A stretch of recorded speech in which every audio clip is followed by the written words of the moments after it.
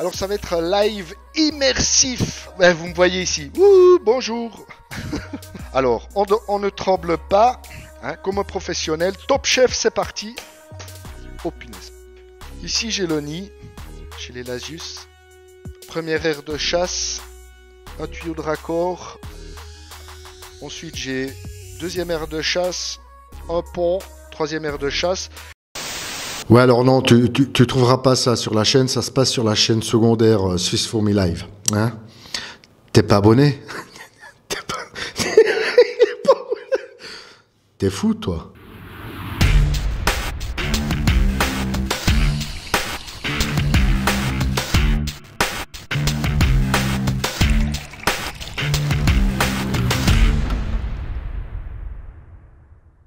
Bonjour et bienvenue, c'est Feufeu, bienvenue sur la chaîne. Aujourd'hui, on va parler de ma plus grosse espèce de fourmis dans la collection de la Formicarum, les Messor céphalotes sékénianes, dont une compatriote est arrivée la semaine passée, la Coponotus maculatus, qui vient du même pays. Mais ces Messor céphalotes, c'est vraiment une espèce à part, de par la grosseur de la gine et des majors, et d'un polymorphisme qui bat toutes les autres espèces. C'est juste impressionnant. J'ai envie de vous montrer un petit peu des images de cette petite fondation. Je les avais reçues l'année passée, fin de l'été. Il y a eu passablement de développement assez rapidement, comme sa réputation pouvait l'espérer, sauf que il y a eu un petit bémol. Rappelez-vous, au début d'année, je vous ai partagé une vidéo intitulée Céphalote versus cétoine.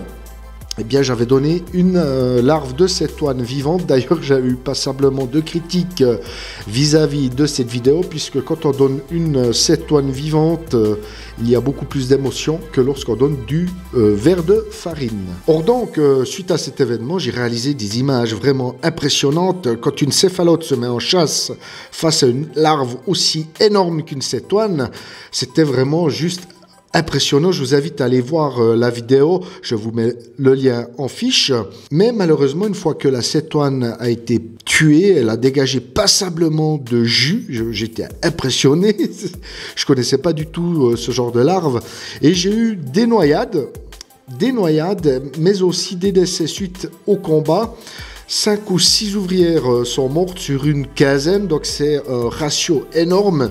Et comme si cette fondation avait été déstabilisée par cet événement, la reine n'a plus pondu derrière.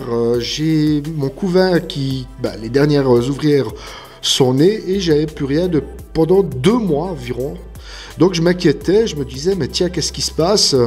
Est-ce que j'ai fait une grosse bêtise? La bêtise, je l'ai faite, ça c'est sûr. Ne donnez pas du vivant à une fondation aussi petite. Malgré la grosseur de l'espèce, ça reste très fragile.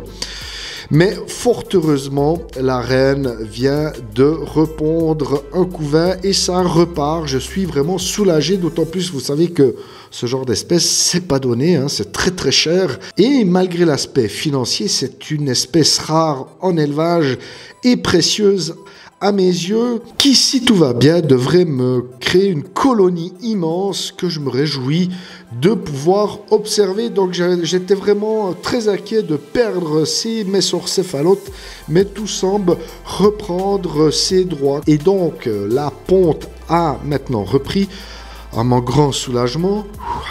Mon Dieu.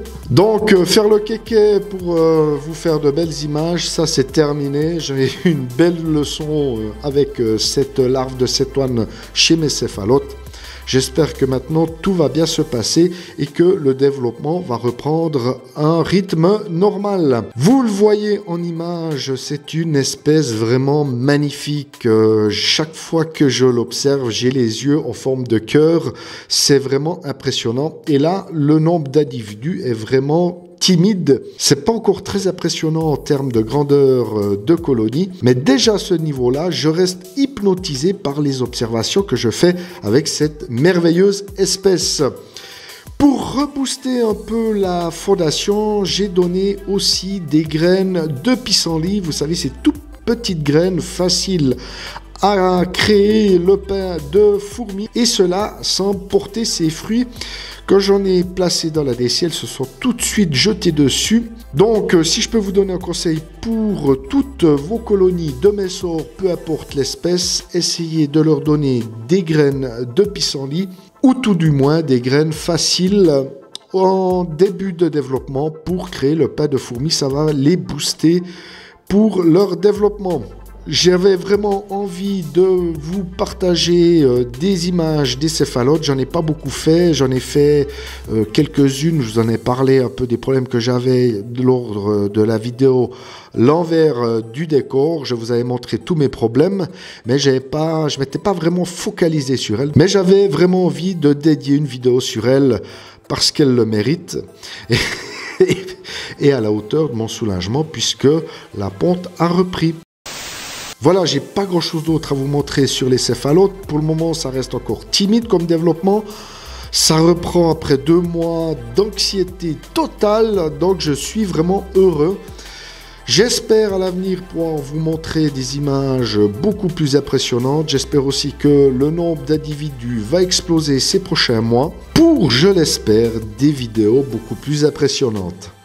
Je vous remercie de me suivre, je vous remercie de vous abonner à la chaîne, vous êtes de plus en plus nombreux et ça me fait un réel plaisir.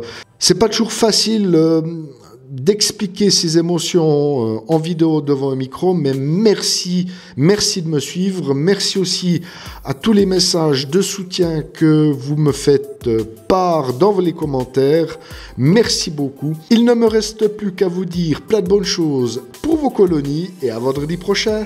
Ciao ciao.